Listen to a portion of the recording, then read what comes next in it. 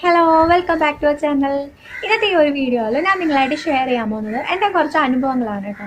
അതായത് എൻ്റെ ലൈഫിൽ ഉണ്ടായിട്ടുള്ള കുറച്ച് അനുഭവങ്ങളുണ്ട്, അതുപോലെ തന്നെ എൻ്റെ ചുറ്റിനും ഞാൻ കണ്ടിട്ടുള്ള അങ്ങനത്തെ കുറച്ച് അനുഭവങ്ങളുണ്ട്. പിന്നെ എൻ്റെ കുറച്ച് തോട്ട്സ്, പിന്നെ എൻ്റെതായിട്ടുള്ള കുറച്ച് അഭിപ്രായങ്ങൾ. അപ്പോൾ ഇതൊക്കെയാണ് ഞാൻ പറയാൻ പോകുന്നത്. അപ്പോൾ ചിലപ്പോൾ നിങ്ങളുടെ അഭിപ്രായങ്ങൾ ഇതൊന്നും ആയിരിക്കണം എന്നില്ല. നിങ്ങൾക്ക് ചിലപ്പോൾ വ്യത്യസ്തമായിട്ടുള്ള അഭിപ്രായങ്ങളായിരിക്കും ഉണ്ടാവുക. ചിലപ്പോൾ ഞാൻ പറയുന്നത് നിങ്ങൾ കംപ്ലീറ്റ്ലി അങ്ങനെ അല്ലാതെ പറയുന്നുണ്ടാവും. അപ്പോൾ അങ്ങനെ എന്തെങ്കിലുമൊക്കെ വ്യത്യസ്ത അഭിപ്രായങ്ങളൊക്കെ ഉണ്ടെന്നുണ്ടെങ്കിൽ കമൻറ്റ് ചെയ്യാം കേട്ടോ. അപ്പോൾ നമുക്ക് വേഗം തന്നെ വീഡിയോയിലോട്ട് പോകാം.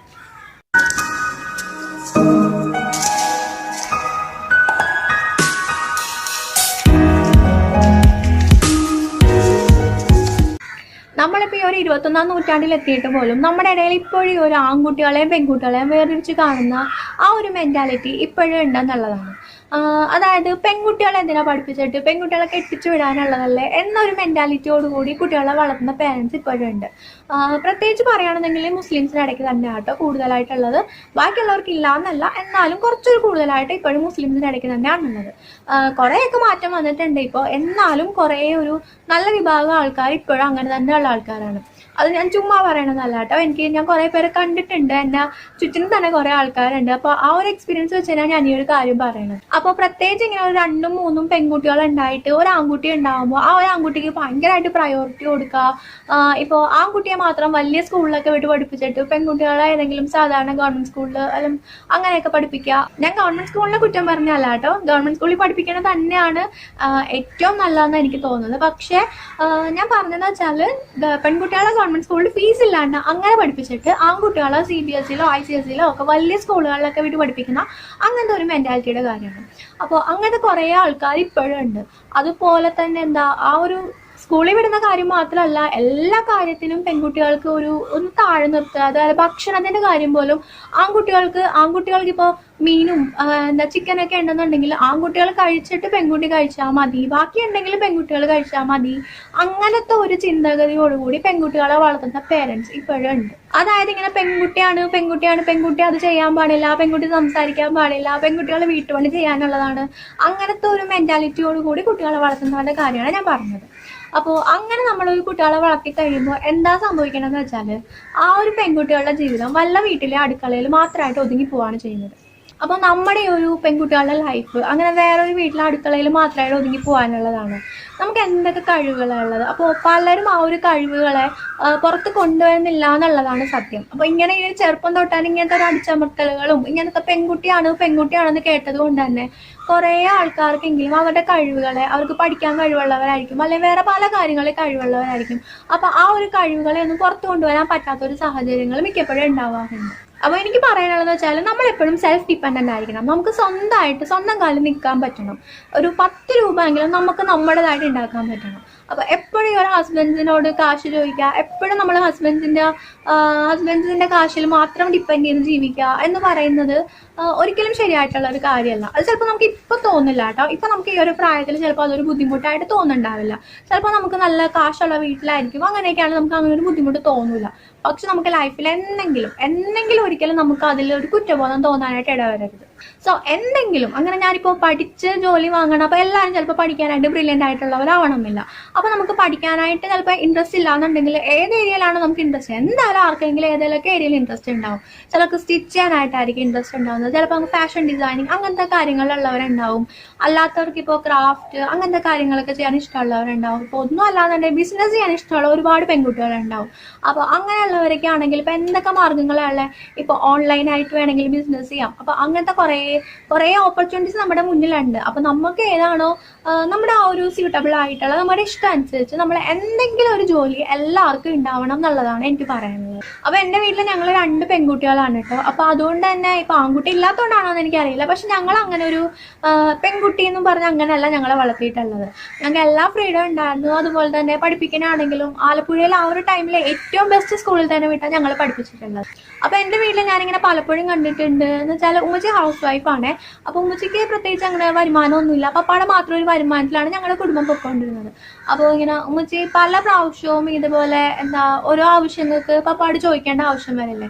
അപ്പോൾ ചിലപ്പോൾ ഉമ്മച്ചിയുടെ പേരൻസിന് എന്തെങ്കിലും കൊടുക്കേണ്ട കാര്യങ്ങൾക്ക് പോലും പപ്പാട് ചോദിച്ചിട്ട് ചില സമയത്ത് ഇപ്പോൾ പപ്പാട് ചിലപ്പോൾ ഉണ്ടാവാണ്ടാവുമ്പോൾ അങ്ങനെയൊക്കെ പലപ്പോഴും വിഷമിക്കേണ്ടതൊക്കെ ഞാൻ കണ്ടിട്ടുണ്ട്. അപ്പോൾ ആ ഒരു സമയത്തൊക്കെ എന്നോട് എപ്പോഴും പറഞ്ഞു തരായിരുന്നു, മക്കളെ പെൺകുട്ടികളായി കഴിഞ്ഞാൽ അങ്ങനെ സ്വന്തം കാലിൽ നിൽക്കാൻ പഠിക്കണം. എപ്പോഴും ചെറിയൊരു നിസ്സാര കാര്യങ്ങൾക്ക് പോലും ഇങ്ങനെ ഹസ്ബൻഡിനോട് കാശ് ചോദിക്കുന്ന ആ ഒരു അവസ്ഥ ഒരിക്കലും ഉണ്ടാവല്ലോ. നിങ്ങൾ എപ്പോഴും പഠിച്ച് ആ ഒരു നിലയിലെത്തണം. അപ്പോൾ നിങ്ങളുടെ കാര്യങ്ങളെങ്കിലും നോക്കാനായിട്ടുള്ള ഒരു പ്രാപ്തി നിങ്ങൾക്ക് ഉണ്ടാവണം എന്ന് പറഞ്ഞ് അങ്ങനെ തന്നെ കേട്ടാണ് ഞാൻ വളർന്നിട്ടുള്ളത്. അപ്പോൾ ഫാമിലിയിലൊക്കെ തന്നെ ഒരുപാട് എതിർപ്പുകൾ ഉണ്ടായിരുന്നു. ഇപ്പോൾ ഞങ്ങളെ പഠിപ്പിക്കാനാണെങ്കിലും ഞാനിപ്പോൾ എഞ്ചിനീയറിങ്ങിനൊക്കെ പഠിച്ച സമയത്താണെങ്കിലും ഒരുപാട് കാശിൻ്റെ ആവശ്യമൊക്കെ വരുമ്പോൾ ഫാമിലിയിൽ കുറേ ആൾക്കാർ ഇങ്ങനെ പറയായിരുന്നു, എന്തിനാ പെൺകുട്ടികളെ പഠിപ്പിച്ചിട്ട് കെട്ടിച്ചു വിടാൻ നേരം ഒരു എമൗണ്ട് എന്തായാലും കൊടുക്കണ്ടേ, കുറേ കാശ് മുടങ്ങിയിട്ടല്ല എന്തായാലും കെട്ടിക്കണം, അപ്പോൾ പഠിപ്പിച്ചുള്ള കാശൊക്കെ തീർക്കണോ, എന്തായാലും കെട്ടിക്കാനുള്ളതല്ലേ എന്നുള്ളൊരു വർത്താനം കുറേ ആൾക്കാർ എൻ്റെ ഫാമിലിയിലുള്ളവർ തന്നെ പറഞ്ഞിട്ടുണ്ട്.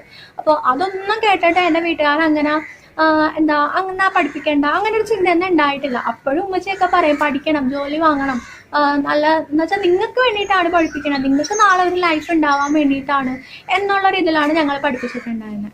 പക്ഷെ ഞാൻ പഠിച്ചേണ്ട എനിക്ക് ഉടനെ തന്നെ ജോലിക്കൊന്നും കയറാൻ പറ്റില്ല കേട്ടോ. കാരണം എന്ന് വെച്ചാൽ അറിയാലോ, നാട്ടുകാരും കുടുംബക്കാരും ഒന്നും ഒരു സ്വസ്ഥത ഉണ്ടായില്ല. പഠിച്ച ഉടനെ തന്നെ കെട്ടിക്കണില്ലേ എന്ന് പറഞ്ഞ് ബഹളം തുടങ്ങി. അങ്ങനെ അവസാനം കല്യാണം കഴിഞ്ഞപ്പോൾ തന്നെ വേഗം കുട്ടി ഉണ്ടായി. അപ്പോൾ ഇവ ഉണ്ടായപ്പോൾ ആ ഒരു ഗ്യാപ്പ് എനിക്ക് നല്ലോണം ഉണ്ടായി എൻ്റെ ആ ഒരു കരിയറിൽ. അപ്പോൾ അതുകൊണ്ട് തന്നെ എനിക്ക് ഭയങ്കര ഒരു വിഷമമായിരുന്നു എൻ്റെ ഉള്ളിൽ എപ്പോഴും. എന്നുവെച്ചാൽ കുഞ്ഞുണ്ടായി എന്നുള്ളത് ഭയങ്കര സന്തോഷമുള്ള കാര്യം തന്നെയാണ്. പക്ഷെ എന്നാലും എനിക്കിങ്ങനെ എൻ്റെ ഫ്രണ്ട്സൊക്കെ ആണെങ്കിലും എല്ലാവരും ജോലിക്ക് പോകുന്ന കാണുമ്പോൾ എനിക്കൊന്നിനും പറ്റുന്നില്ലല്ലോ. ഞാനിങ്ങനെ വെറുതെ പഠിച്ചിട്ട്, കാരണം ഞാൻ ഓൾ ക്ലിയർ ആയിട്ട് എല്ലാം സപ്ലി ഒന്നും ഉണ്ടാവാണ്ടൊക്കെയാണ് ഞാൻ പാസ് ഔട്ട് ആയത്. പക്ഷേ കോളേജിലൊക്കെ തന്നെ സപ്ലി ഉള്ള കുട്ടികളാണെങ്കിലും അവരൊക്കെ ജോലി ചെയ്യുന്നു. അപ്പം ഞാൻ മാത്രം ഇങ്ങനെ വെറുതെ എൻ്റെ ലൈഫിന് ഇങ്ങനെ തീർന്നു പോകുമോ എന്നൊക്കെയുള്ള ഒരു വിഷമം എനിക്ക് നല്ലോണം ഉണ്ടായിരുന്നു ആ ഒരു ടൈമിൽ. അപ്പോൾ എനിക്ക് ഭയങ്കര ആഗ്രഹമായിരുന്നു ഒരു ജോലി വേണം എന്നുള്ളൊരു കാര്യത്തിൽ. അപ്പോൾ ഇവാൾക്ക് 1 വയസ്സാവുന്നതിന് മുന്നേ തന്നെ ഞാൻ ജോലി എന്ന് പറഞ്ഞ് ഇറങ്ങി. സോ ആ ഒരു കാര്യത്തിൽ ഞാനിപ്പോൾ ഭയങ്കര ഹാപ്പിയാണ്. സോ നമ്മളിപ്പോൾ എത്ര വലിയ ലെവലിൽ ജീവിക്കുകയാണെന്നുണ്ടെങ്കിലും നമ്മുടെ ഹസ്ബൻഡിൻ്റെ കയ്യിൽ ഒരുപാട് കാശ് ഉണ്ടെന്നുണ്ടെങ്കിലും ഓഫ്കോഴ്സ് ഹസ്ബൻഡിൻ്റെ കാശിന് ഏറ്റവും അവകാശം വൈഫിന് തന്നെയാണ്. പക്ഷെ എന്നിരുന്നാലും നമ്മൾ സ്വന്തമായിട്ട് ഒരു 100 രൂപ ഉണ്ടാക്കുന്നുണ്ടെങ്കിൽ അതിൻ്റെ വില എന്ന് പറയുന്നത് ഹസ്ബൻഡിൽ നിന്ന് വാങ്ങുന്ന കാശിൻ്റെ ആ ഒരു വില ആയിരിക്കില്ല. അതിന് ഭയങ്കര ഒരു വിലയായിരിക്കും. നമുക്ക് ഭയങ്കര സന്തോഷമായിരിക്കും. നമ്മൾ അത്രയും കാശാണെങ്കിൽ നമ്മൾ സ്വന്തമായിട്ട് ഉണ്ടാക്കിയെന്നുണ്ടെങ്കിൽ അതിന് ഭയങ്കര സന്തോഷമുള്ള ഒരു കാര്യം തന്നെ ആയിരിക്കും അത്. അപ്പം ഞാൻ പറഞ്ഞില്ല, എല്ലാവരും ഈ ഒരു പഠിച്ച് ഓഫീസിൽ പോയി വർക്ക് ചെയ്യണം അങ്ങനത്തെ ഒരു കാര്യം മാത്രമല്ലാണ്ട് ഞാൻ പറയുന്നത്, നമുക്ക് സെൽഫ് ഡിപ്പെൻഡൻ്റ് ആവാനായിട്ട് ഒരുപാട് വഴികളുണ്ട്. നമുക്കിപ്പോൾ സ്വന്തമായിട്ട് ബിസിനസ് തുടങ്ങാം, ഓൺലൈനായിട്ട് തന്നെ തുടങ്ങാമല്ലോ ബിസിനസ്, അങ്ങനെ വേണമെങ്കിലും തുടങ്ങാം. അതല്ലാന്നുണ്ടെങ്കിൽ ഇപ്പോൾ ഒരുപാട് പേര് ബേക്ക് ചെയ്യുന്നവരുണ്ട്, പിന്നെ വീട്ടിൽ സ്റ്റിച്ച് ചെയ്യുന്നവരുണ്ട്. അപ്പോൾ എന്തെങ്കിലും ഒരു മാർഗം, ഒന്നുമില്ലാന്നുണ്ടെങ്കിൽ 10 കോഴിയെങ്കിലും വളർത്തിക്കഴിഞ്ഞാൽ അങ്ങനെയെങ്കിലും നമുക്ക് കാശുണ്ടാക്കാം. സോ അങ്ങനെ എന്തെങ്കിലുമൊക്കെ ചെയ്ത് നമ്മൾ സ്വന്തമായിട്ട് ഒരുപാടൊന്നും വേണ്ട, ചെറിയൊരു എമൗണ്ട് ആണെങ്കിൽ നമ്മൾ സമ്പാദിക്കാൻ നോക്കാം.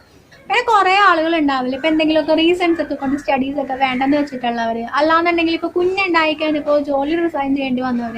സോ അങ്ങനെയുള്ളവരൊക്കെ ഉണ്ടെങ്കിൽ ആ ഒരു ടൈം കഴിയുമ്പോൾ നമ്മൾ അതൊക്കെ കണ്ടിന്യൂ ചെയ്യാൻ നോക്കുക. ഇപ്പോൾ പഠിക്കാൻ പറ്റുന്നുണ്ടെങ്കിൽ അത് കണ്ടിന്യൂ ചെയ്യാൻ നോക്കുക. അല്ലാന്നുണ്ടെങ്കിൽ ഇപ്പോൾ കുഞ്ഞിന് വേണ്ടിയിട്ടാണ് ജോലിക്ക് പോകാത്തതെന്നുണ്ടെങ്കിൽ ഒരു കുഞ്ഞിന് നമുക്കൊരു സേഫ് ഹാൻഡ്സിൽ കൊടുക്കാൻ പറ്റുന്നുണ്ടെങ്കിൽ നമ്മളത് കൊടുത്തിട്ട് ജോലിക്ക് പോകാൻ നോക്കുക. അല്ലാന്നുണ്ടെങ്കിൽ മാക്സിമം നമ്മൾ ആ ഒരു കുഞ്ഞിനെ ഒരു പ്ലേ സ്കൂളിലോ അല്ലെങ്കിൽ ഒരു സ്കൂളിലൊക്കെ ആക്കുന്ന ആ ഒരു ടൈം വരെ വെയിറ്റ് ചെയ്തിട്ട് അത് കഴിഞ്ഞിട്ടാണെങ്കിലും നമുക്ക് ആ ഒരു ജോലി ആ ഒരു കരിയറിലോട്ട് തിരിച്ചു പോകാൻ പറ്റും. കാരണം എന്ന് വെച്ചാൽ നമ്മുടെ ഒരു ലൈഫ് കംപ്ലീറ്റ് നമ്മൾ എടുത്തിട്ടാണ് നമ്മൾ ഈ ഒരു എഡ്യൂക്കേഷന് വേണ്ടിയിട്ട് ചിലവാക്കുന്നത്. കാരണം നമ്മൾ 3-4 വയസ്സാകുമ്പോൾ തൊട്ട് നമ്മൾ സ്കൂളിൽ പോകുന്നതാണ്. സോ അത്രയും നാൾ നമ്മുടെ ലൈഫിൽ ഒരു 90% നമുക്ക് ഈ എഡ്യൂക്കേഷന് വേണ്ടിയായിരിക്കും നമ്മൾ ചിലവാക്കിയിട്ടുള്ളത്. സോ അത്രയും കഷ്ടപ്പെട്ട് പഠിച്ചിട്ട് നമ്മുടെ കഷ്ടപ്പാട് മാത്രം, നമ്മുടെ പേരൻസ് എന്തുമാത്രം കഷ്ടപ്പെട്ടുണ്ടാവുമെന്ന് ചിന്തിച്ചാൽ പോരെ. ഇപ്പോൾ നമ്മൾ ആ ഒരു സ്കൂളിലാക്കിയപ്പോൾ തൊട്ട് നമ്മളെ പഠിപ്പിക്കാനായിട്ട് കാശാണെങ്കിലും എഫേർട്ടാണെങ്കിലും എന്തോരം ബുദ്ധിമുട്ടി അവരുടെ ആ ഒരു ലൈഫ് മുഴുവൻ യൂസ് ചെയ്തിട്ടായിരിക്കും അവർ നമ്മളെ പഠിപ്പിച്ചിട്ടുണ്ടാവുക. നമുക്കൊരു ഭാവിക്ക് വേണ്ടി, നമ്മുടെ ഒരു നല്ലൊരു ലൈഫിന് വേണ്ടിയിട്ട് അവർ അത്രയും കഷ്ടപ്പെട്ട് നമ്മളെ പഠിപ്പിച്ച് ഈ ലെവലിലെത്തിയിട്ട് നമ്മൾ നിസ്സാരമായിട്ട് ജോലിക്ക് പോകുന്നില്ല എന്നൊക്കെ പറയാനായിട്ട് എന്ത് റൈറ്റാണ് നമുക്കുള്ളത്? സോ എനിക്കിതൊരിക്കലും അങ്ങനെ നിസ്സാരമായിട്ട് കാണാൻ പറ്റില്ല കേട്ടോ. കാരണം ഞാൻ പറഞ്ഞില്ല, എൻ്റെ കോളേജിൽ പഠിക്കുന്ന സമയത്താണെങ്കിലും ഒക്കെ എൻ്റെ വീട്ടുകാർ അത്രയും കഷ്ടപ്പെട്ട് തന്നെയാണ് എന്നെ പഠിപ്പിച്ചിട്ടുള്ളത്. അപ്പോൾ ആ ഒരു ബുദ്ധിമുട്ടും ആ ഒരു കഷ്ടപ്പാടൊക്കെ കണ്ടിട്ട് ഞാൻ വെറുതെ നിസ്സാരമായിട്ട് ഞാൻ ജോലിക്ക് പോകണില്ല, അല്ലെങ്കിൽ ഞാൻ കുഞ്ഞുണ്ടായി ഞാൻ ജോലിക്ക് പോകണില്ല എന്നൊക്കെ പറഞ്ഞിരിക്കാനായിട്ട് എന്നെ കൊണ്ട് പറ്റൂല. അപ്പോൾ എല്ലാവർക്കും ഈ അഭിപ്രായങ്ങളൊക്കെ തന്നെ ആണോ എന്നൊന്നും എനിക്കറിയില്ല. അപ്പോൾ നിങ്ങളുടെ അഭിപ്രായങ്ങൾ എന്താണെന്നുണ്ടെങ്കിൽ അതൊക്കെ കമൻറ്റ് ചെയ്യുക. പിന്നെ ഈ വീഡിയോ നിങ്ങൾക്ക് ഇഷ്ടമായിട്ടുണ്ടെന്നുണ്ടെങ്കിൽ ലൈക്ക് ചെയ്യുക. പിന്നെ ആരെങ്കിലും ഈ ചാനൽ ഇപ്പോൾ ആദ്യമായിട്ടാണ് കാണുന്നതെന്നുണ്ടെങ്കിൽ ഇപ്പോൾ തന്നെ സബ്സ്ക്രൈബ് ചെയ്തേക്കാം. അപ്പോൾ നമുക്കിനി വീണ്ടും അടുത്ത വീഡിയോയിൽ കാണാം. Bye bye.